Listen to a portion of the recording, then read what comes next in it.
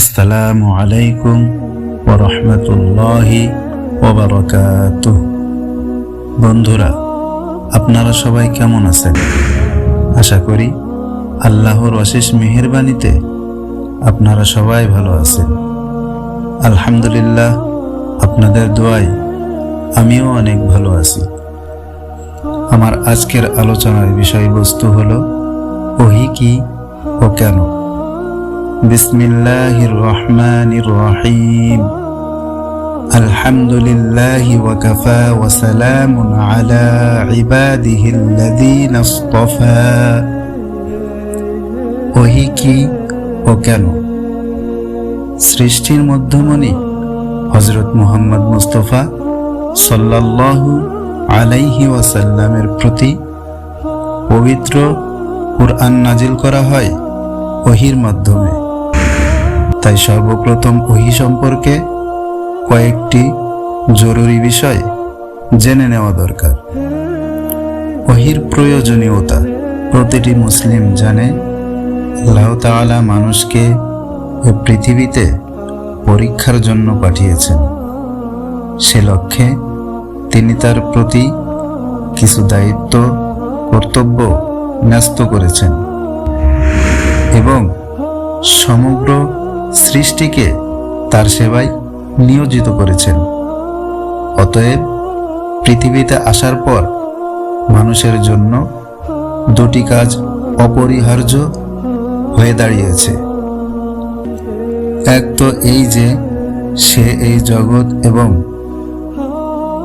এতে সৃষ্টি বস্তুরাজি দ্বারা যথাযথ কাজ নেবে, আর দ্বিতীয়ত এই যে সৃষ্টি জগতের বস্তু নিচয়কে ব্যবহার করার সময় আল্লাহ তাআলার হুকুম আহকামকে সামনে রাখবে এবং এমন সব কাজ অপরিহার করে চলবে যা আল্লাহ তাআলার পছন্দ নয়।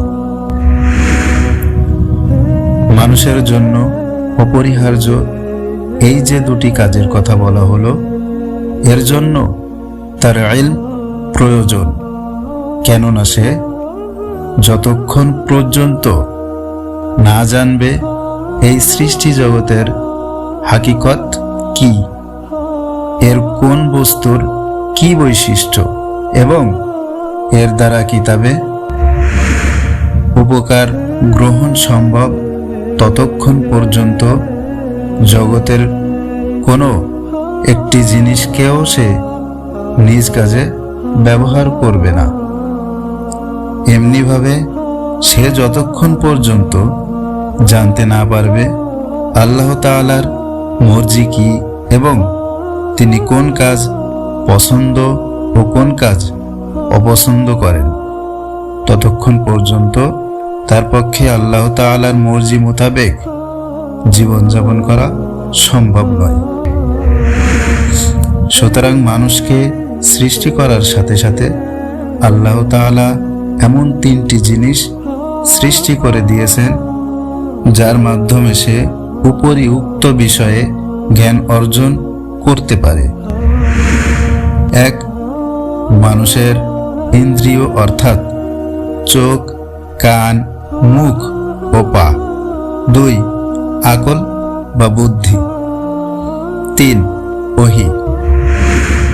মানুষ অনেক বিষয়ে তার ইন্দ্রিয়ের মাধ্যমে জ্ঞান লাভ করে থাকে এবং অনেক বিষয়ে বুদ্ধির মাধ্যমে।